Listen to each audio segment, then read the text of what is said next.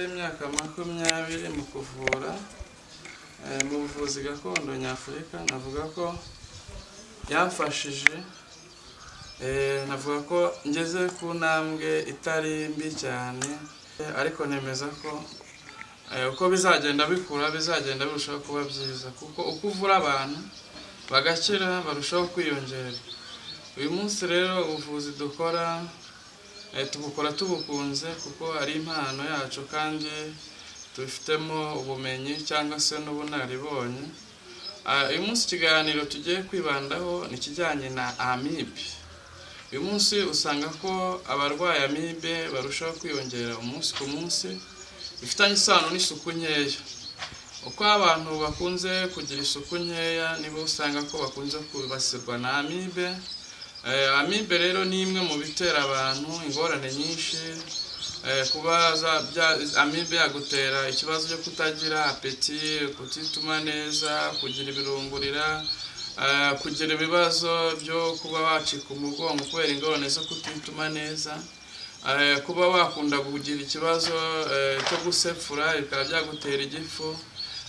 Hari n'abagira ibibazo byo kugira akayi k'inkorora, kugira ibintu byo gusepfura bifitanye isano na za nzoka, kuko ahanini amibe yangiza amara, ikagabanya ururenda mu mara, noneho bikaza gutera ingorane zo kuba wagira amakonstipation cyangwa zo kuba wakunda kugira ibibazo byo kugugarirwa, ukarya ibiryo mu nda hakagugarirwa. Noneho hari n'abakunda kugira ibyuka mu mara.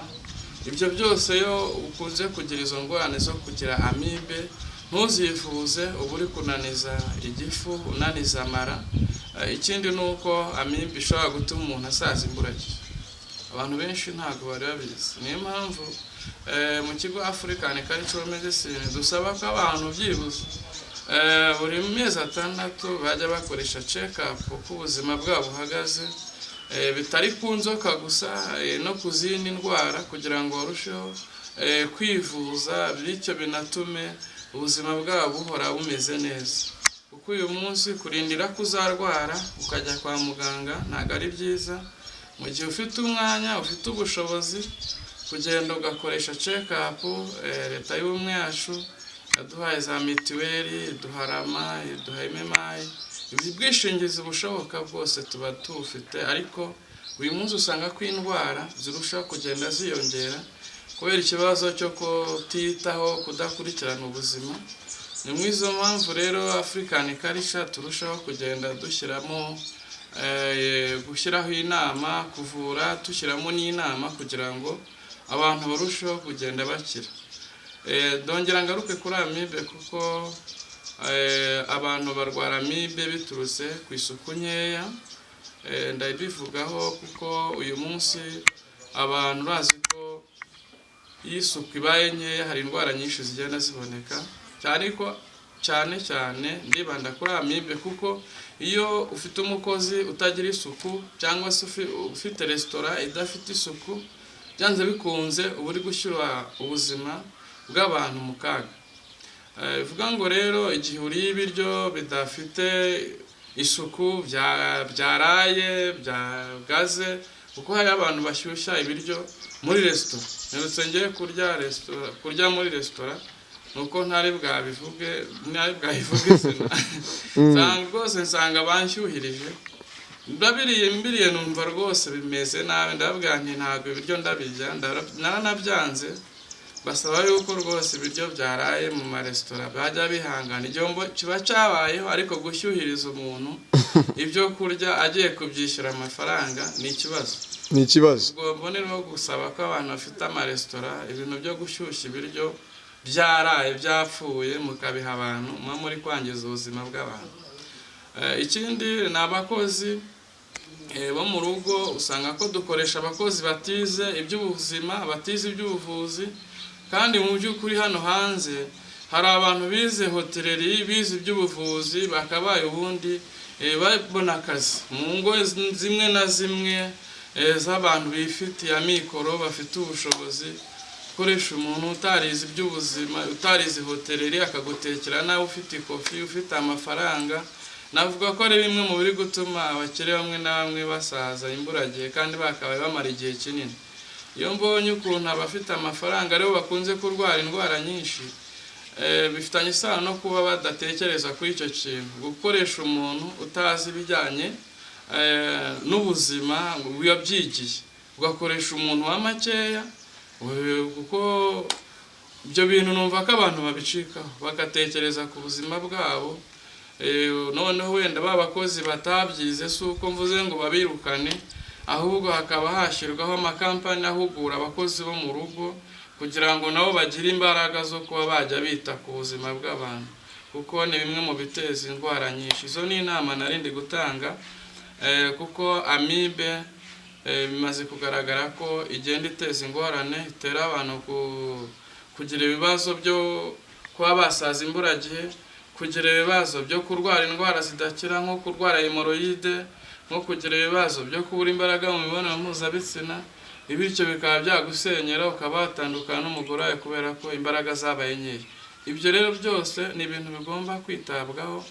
Igihe urwaye amibe ufite ibyo bimenyetso navuze haruguru byo kufuruta, kwishimagura, kubura apeti, kugira ibirungurira, kugira amakonstipation, kugira ibyuka mu mara, guciragura, ibintu byo kugira ibyuka mu mara, ibyo byose uba ugomba kwihutira kujya kwa muganga, nturindire kuzaremba, kuko iyo umuntu yarembye umwanya utakaza uri kwa muganga bakaba uri kuwubyaza umusaruro ushaka amafaranga cyangwa ureba n'ikindi kintu ukora cyaguteza imbere.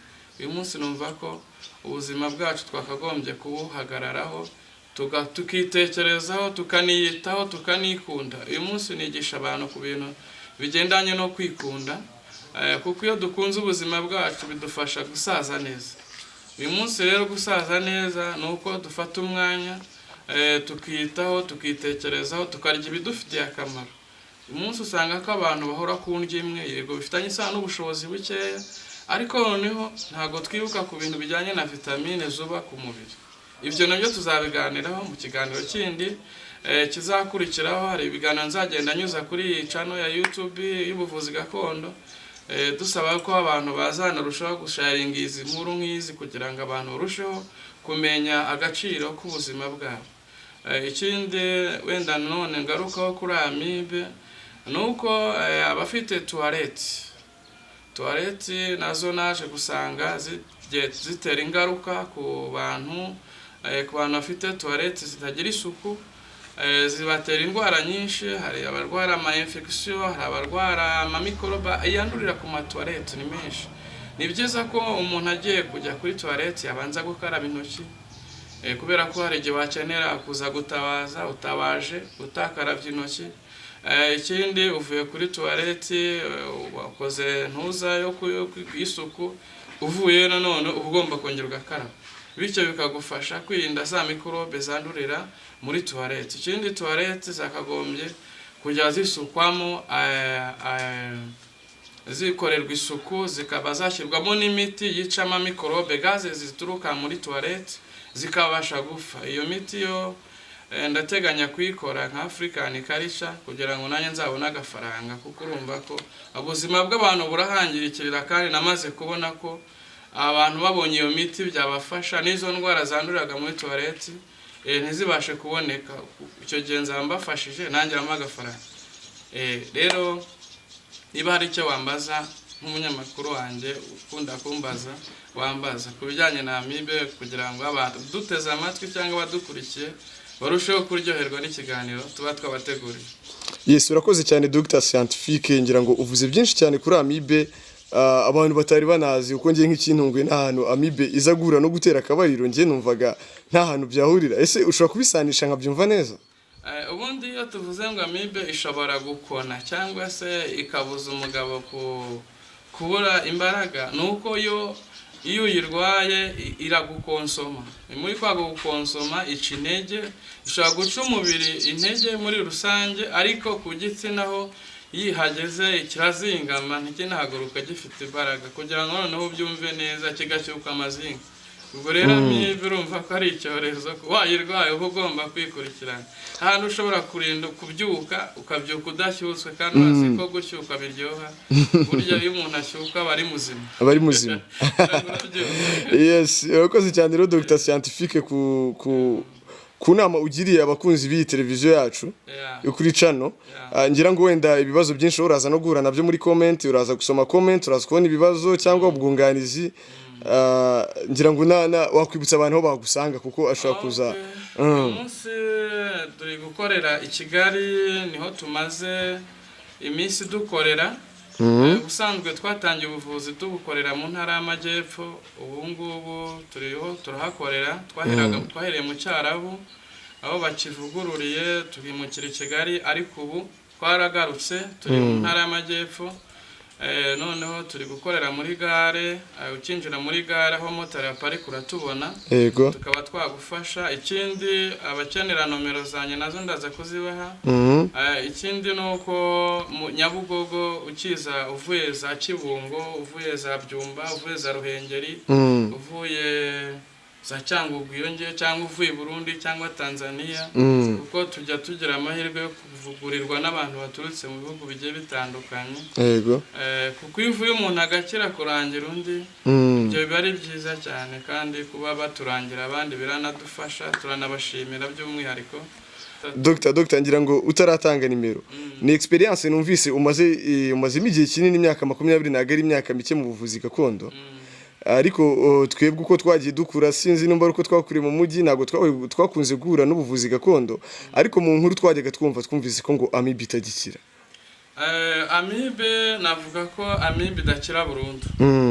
Uyu munsi ntago ndi bwabeshya abantu ngo mbabwire ngo mfite umuti uyivura burundu ngo mpaka upfuye. Aho nabangiye gukora icyaha hari n'Imana itazambabarira. Amibe uravurwa igakira, ukaba wazongera ukayandura bitewe n'ubuzima bwawe ubamo bwa minsi yose. Bivuze ngo ishobora gukira mu gihe utongeye guhura nayo ngo uyandure, ibwo iyawe iba yarakize. Ubwo nibwo buryo nyivuramo.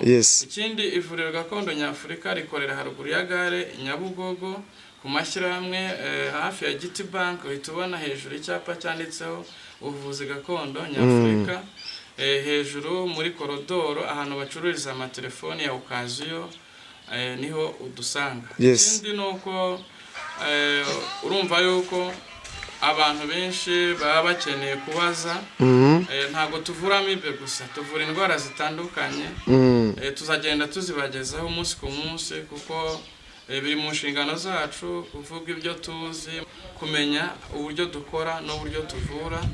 Ni byiza, tuba dufite imiti itandukanye nk'uko mubibona.